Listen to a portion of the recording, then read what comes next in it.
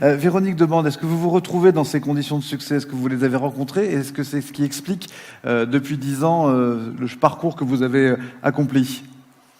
Oui, bonjour, je suis Véronique Debande, je suis présidente de la société Proxy Santé Développement. Oui, je me retrouve dans ce qui vient d'être dit. J'ai 17 ans d'expérience en tant qu'infirmière et 10 ans en tant qu'infirmière libérale dans les ruralités. Si j'ai bien compris quelque chose dans mon activité, c'est que soigner et guérir, c'est un acte valeureux. Il n'y a aucun problème sur ça.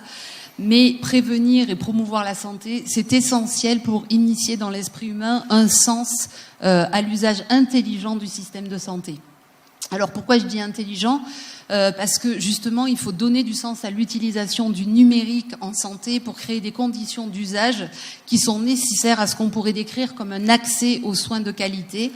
Il est de notre devoir, à nous les professionnels de terrain, de contribuer à créer ces conditions optimales pour arriver à une qualité de soins sur nos territoires et stopper le système D que nous connaissons et que nous avons encore plus connu pendant cette période de crise. Pendant 12 ans, via l'association Proxy Santé que j'ai défendue, j'ai guidé une équipe d'éducateurs pour la santé qui opérait en ruralité sur 6 départements de la Nouvelle-Aquitaine. En 2016, l'expertise de cette équipe nous a permis de gagner le prix du meilleur projet patient au Challenge New Health d'innovation en e-santé à Paris. Et ce prix a signé le début d'une nouvelle ère, j'allais dire, de services de santé publique proposés par notre entreprise sur les territoires et en ruralité. Je suis associée à 2 personnes que je salue et que j'apprécie énormément, qui se connaissent depuis plus de 10 ans et avec qui je partage des talents et des compétences avec celles de nos partenaires. Justement, aujourd'hui, pourquoi on fait ça ? Parce que c'est le moment. Il faut qu'on donne du sens à nos idées sur l'inclusion numérique pour résoudre les problèmes fondamentaux des populations isolées qui sont en déficit d'offres de santé de proximité. Pendant mes études, qui datent un petit peu maintenant, j'ai entendu ce message particulier et permanent et constant des déserts médicaux et du vieillissement de la population. Ça fait... Non, je vous dis pas. Comme le dit mon amie Guylaine Lajoignine, aujourd'hui la maison brûle et c'est maintenant que nous devons plus agir que dire. Aujourd'hui, on vient de traverser cette période qui était extrêmement souffrante dans le cadre des confinements imposés à tous. Et comme le dit Jérôme Guedj dans son dernier rapport final, déconfiner mais toujours isolé, lutter contre l'isolement, c'est tout le temps, qui a été présenté à Olivier Véran le 16 juillet dernier, le confinement permanent est la réalité de nombreuses personnes.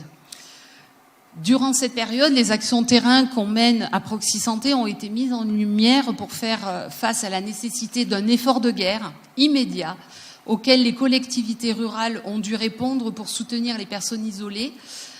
Intégrer l'axe santé dans les missions des politiques de la ville est apparu comme une évidente nécessité. Et c'est dans cet esprit que nous avons allié les compétences de notre réseau pour assurer un service social santé d'urgence qui répondait aux critères sanitaires et aux critères de sécurité qui étaient demandés par cette crise. Nous avons créé donc de l'inédit en proposant des alliances entre les organisations opérationnelles de santé locales, associatives, les maisons de santé, les services de la mairie, et justement avec tous les services sociaux des villes qui ont souhaité s'appuyer sur notre expertise. Et donc on a réussi à coordonner des actions de collaboration à distance.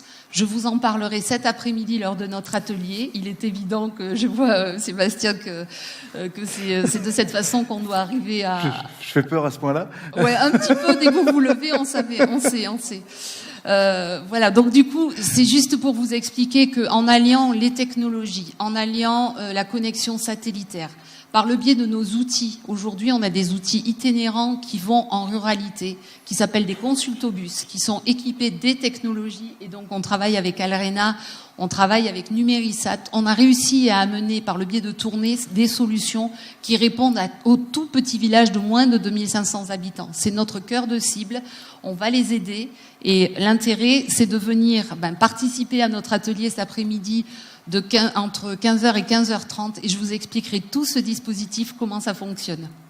Vous vous demandiez, on ne peut plus aller à la santé, la santé vient à vous.